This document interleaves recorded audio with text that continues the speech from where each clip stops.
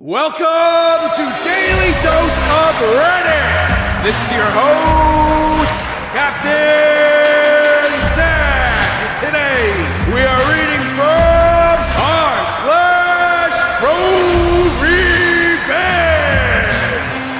Episode 100. What's that?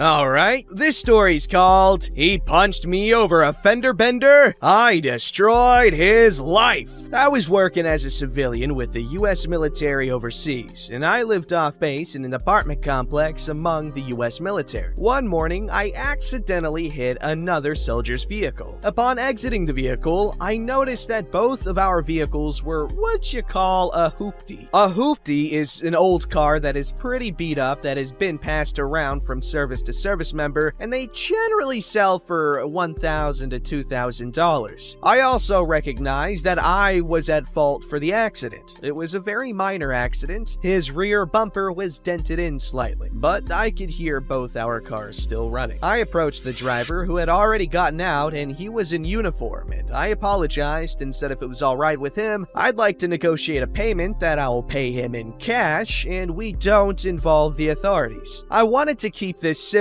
I'll be honest, the accident was so minor, I honestly expected him to say, "Nah man, it's good." But even if he wanted some money, I'd have paid him. I've always been of the opinion, if you have a fender bender and can negotiate agreeable terms between both parties, it's best to not involve insurance or the police. He told me he wanted to call the police. I said we could call the police, or we could go on base together and I could give him $300. He said that wasn't enough, so I upped my offer to $500. He proceeded to punch me in the face. It was a sucker punch. He got into his car and took off, and in the process, nearly ran me over. Now, I had a black box in my car which recorded everything. I went to the Provost Marshal office on base, the police station, and reported the accident and the assault and showed the MP the footage, which they used his license plate to track him down. I was also asked if I wanted to involve the local authorities or press criminal charges off base. Honestly, I felt like the soldier would learn his lesson if I let UMCJ, the military court basically, handle this. And I said, not at this time. I was told it was an option. The end result was the soldier in question got 60 days of extra duty, reduction in rank, and forfeited a portion of his paycheck. Essentially, if he dealt with that, this would have been the end of the whole ordeal. Honestly, at this point, I assumed our little ordeal was over. Well, a few days after his punishment was decided on, which was not long after the incident itself, I was in the commissary, grocery store on base, shopping when the soldier who assaulted me saw me and began to insult me. I told him he needed to calm down, that he should learn his lesson. He told me I was a pusillanimous individual who didn't know how to take a punch. I reminded him that I held back on destroying his life. He told me he's already been punished and I can't touch him again. He left me be. A store employee witnessed the entire encounter and I got the employee's details and reported this interaction to his command. His commander told me he had been ordered to not interact with me and would take action. His commander also recommended I involve the local authorities since this soldier obviously isn't learning his lesson. So I did. I contacted an attorney. The attorney was unsure if we could successfully sue the soldier and said he would need a cash payment to take the case. Honestly, I was mad and I wanted to teach this guy a lesson. I agree, it was not cheap. To keep the story short, we ended up in a court off base. We presented our evidence. The soldier in question had decided to represent himself. Several times in court, he had outbursts. The judge ended up granting me a judgment of approximately $50,000 US. When the judgment was given, the soldier called the judge a son of a female dog, and that the army would cover for him. So the judge changed his judgment to $80,000, and the judge then asked me if I also wanted to press charges against the soldier in criminal court. Honestly, it was obvious the guy wasn't going to learn a lesson. I told the judge I wanted to pursue criminal charges in addition to the judgment. My lawyer later advised me that if I ever wanted to see the money, I should pursue an international international hold. With my judgment, it's likely that a judge would grant me an international hold. An international hold is basically where this soldier would not be allowed to leave the country until I was paid my $80,000. Also, he told me that, according to the agreement between the US military and the host country, the US military would honor the international hold. Basically, the US military would not protect him or move him out of country to avoid punishment. Honestly, by this point, I had paid my lawyer thousands of dollars, and I honestly didn't feel like paying thousands of dollars and getting nothing for it. So I said yes, I wanted to go forward with the international hold. About a month later, the international hold was granted. Take a shot every time I say international hold, starting 15 minutes ago.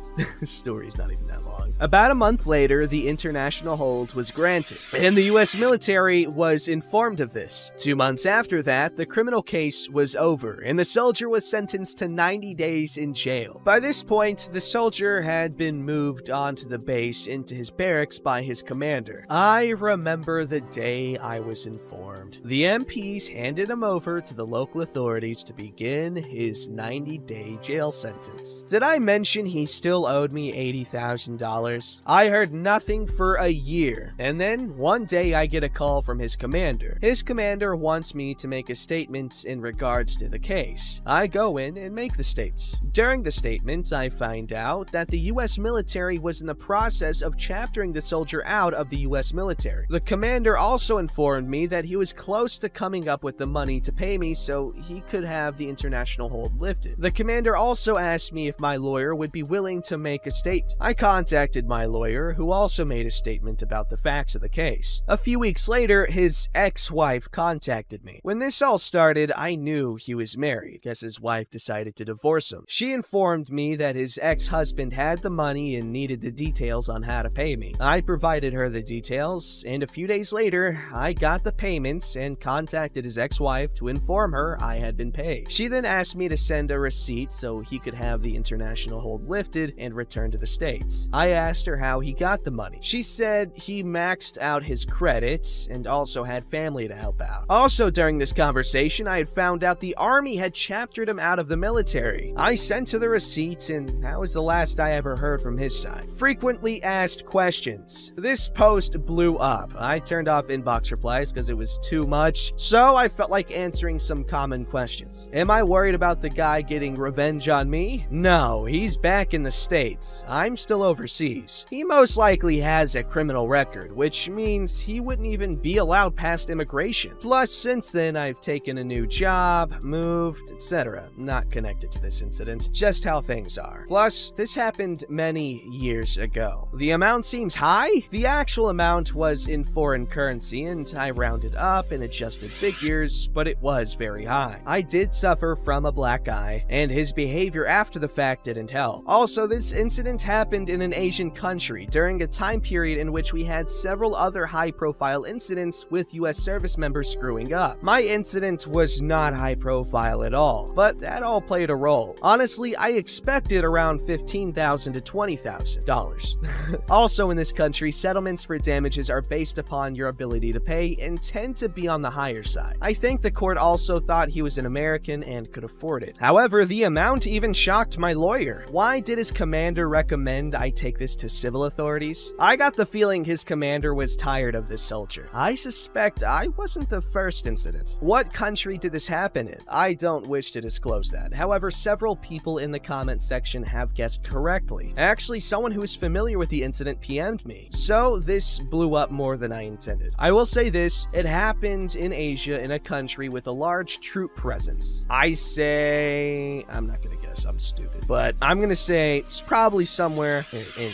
Asia, maybe on that one half, that one place with troops. Why did I go so far? Honestly, that was never my intention. In fact, I decided to report to the military instead of going straight to the local authorities because I figured doing so would allow us to deal with the issue in-house and his punishment would be limited. I was right. He didn't learn his lesson. However, once I got the local authorities and my lawyer involved, it turned into something I didn't expect. Also, by the time that dust had settled, I had paid my lawyer a significant sum of money, had to use up my vacation days. In total, this entire incident cost me many thousands of dollars in lawyer costs, vacation time, etc. etc. So I did want my money back at that point. Why did he get a jail sentence for simple assault? So in this country, they do not like to give suspended sentences to foreigners. I suspect a local national would have gotten a suspended sentence. I do have a local national friend who was involved in an assault many years ago, and he got a 90-day suspended sentence. However, my guess is the judge gave him jail time instead of a suspended sentence because he was a foreigner. However, I was not involved very much in the criminal case. Questions about his wife and ex-wife. Truth be told, I don't know much about this. I do not know if she was his ex-wife because of this or not. I also never saw his ex-wife in person. The only involvement I had with her at the very end.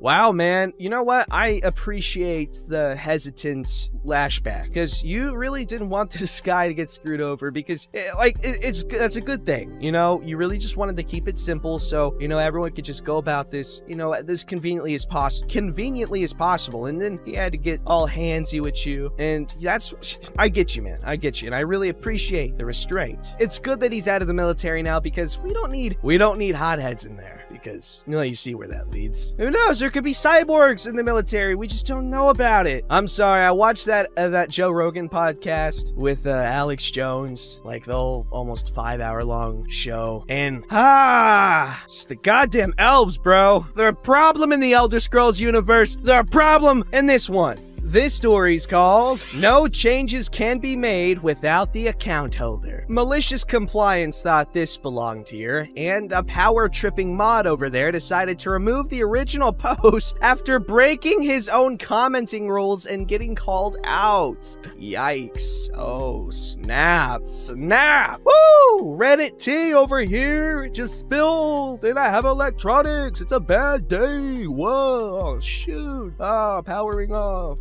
I'm sorry. A recent story reminded me of this act of malicious compliance by a family member. This family member's spouse was involved in an accident that left them critically injured. They were in the ICU for months and would face permanent disability upon returning home. They didn't want to leave their home. It was close to the best hospital in the region, and it was their forever home, so plans began to renovate it for accessibility. In addition to the renovations, a wheelchair van was going to be needed, along with other medical equipment for home use. As she worked on all of this, it was clear that large expenditures were going to be needed, and it was going to take time to draw money out of long-term savings and retirement accounts. So, she called the credit card companies to get their limit increased. Sadly, before the renovations were complete, her spouse passed away after almost 6 months of hospitalization and therapy. Now attention turned to final arrangements. The couple had always been frugal and maintained nearly perfect credit. All cards were being paid on time, and despite carrying a balance on some cards from the construction, demolition had already started, so renovations had to continue, but at a slower pace. Money was now coming in from those long-term savings. The problem is, one major credit card company refused to work with her. She tried to access the account and was told, "Sorry, I have to speak to the account holder." She explained that her spouse had passed away and she was wanting to pay what was left on the card. She also explained that she was an account holder. Evil Bank stated that she was not on the account. She was a mere card holder and she had no rights to the account. The person on the phone explained that her husband opened the account without her and just gave her the card. She just didn't understand how credit cards worked. This was a lie. The couple had always been joint account holders on everything since they were first married for exactly this reason. They had done extensive estate planning and made sure that all their assets were protected in trusts should the worst occur. They knew their kids would be cared for and their partner would be able to access everything. Also, she ran the couple's business for over a decade, navigating a sea of regulations, insurance company billing, and payroll, finances, taxes. Needless to say, she did not enjoy being condescended on. Or is it two?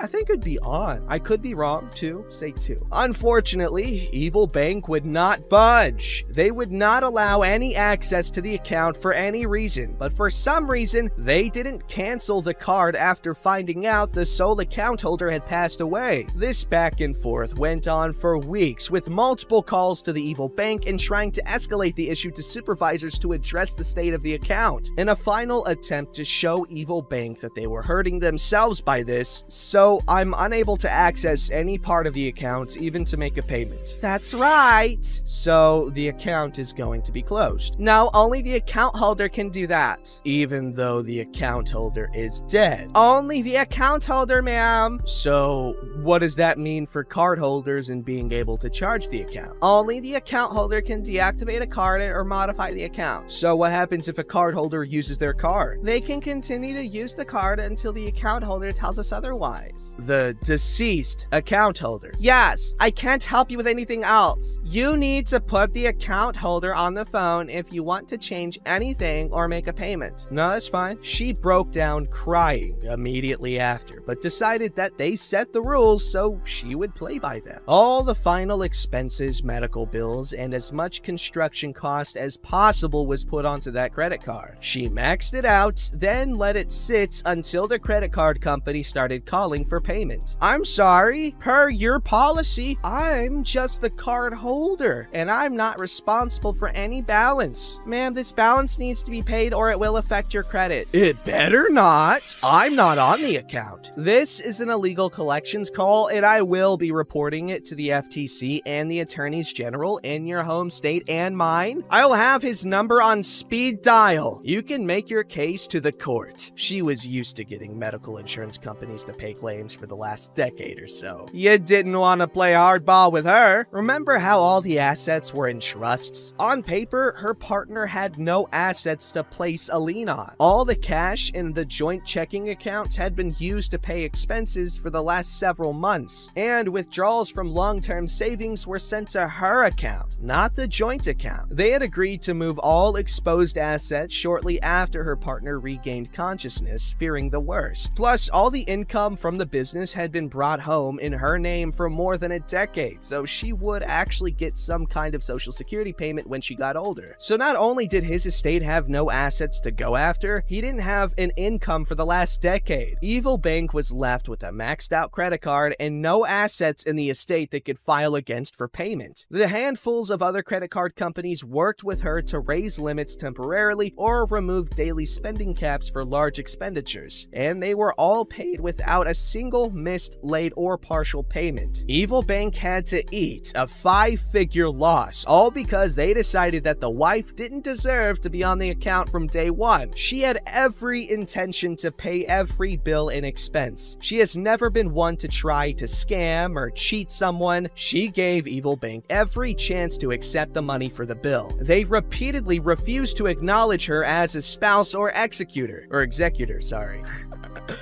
But she sure liked the irony of the only company that refused to acknowledge the death of her spouse ended up paying for the funeral expenses. Heyo! Credit card companies suck! They're evil! Just says the guy who doesn't like paying his bills. I do. I don't like, right? Who likes paying for stuff?